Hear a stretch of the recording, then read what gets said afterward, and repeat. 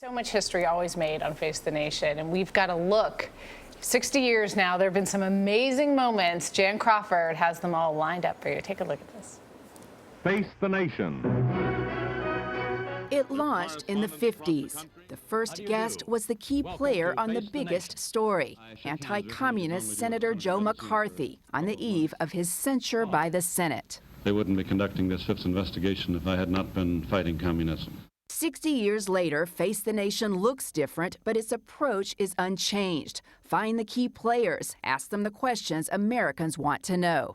Face the Nation with Chief Washington correspondent Bob Schieffer. There have been 8 moderators, but for 23 years, Schieffer has been the face of Face the Nation. Implicit in that would the newsmaker who's been on the most, Arizona Senator John McCain. I can't tell you whether Bob Schieffer is a Republican or a Democrat or a Libertarian or a vegetarian. He asks straight questions and he asks tough questions, and he's fair. The problem now is... Going back to Dwight Eisenhower, Face has interviewed every president. Some were testy. If, as you say, there is nothing there, Mr. President, how can so many reputable, respected professionals keep pressing on with this? Well, that's your characterization, not mine. Looking back over the show's 3,000 broadcasts, you can see history being made. We feel that the time has come for a full-scale assault on the system of segregation in Alabama. Oh, yes, I believe in Alabama that we ought to have the school system that people of Alabama want to have. There were world leaders. Khrushchev interviewed from the Kremlin, and the Iron Lady, Margaret Thatcher, sitting down with Leslie Stahl, the show's first female moderator known for her persistent questioning. You may go on asking the same question in 100 different ways, and you will still get the same answer.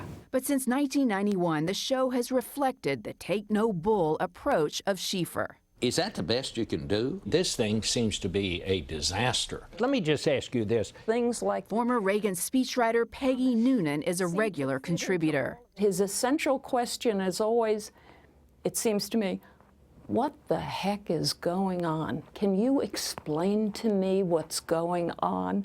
That is very Bob Schieffer to me, and it's sort of Bob being a surrogate for the American people. And that's why we all keep watching. Thank you for watching Face the Nation. For CBS This Morning, Jan Crawford, Washington.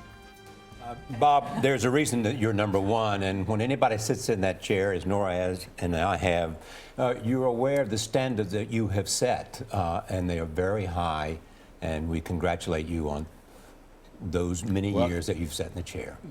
That's very, very nice of you to say, Charlie. And let me just say, I'm the luckiest guy ever because this is the best job you could possibly have. I love it. No one does it better, Bob. Yeah, well, and good luck on your interview with the president today. We'll be watching on Sunday. Thanks, Bob. And as I mentioned, tune in Sunday. It is President Obama's first interview since the midterm elections, and you can watch more of Bob's conversation with President George W. Bush on both Face the Nation and Sunday morning right here on CBS.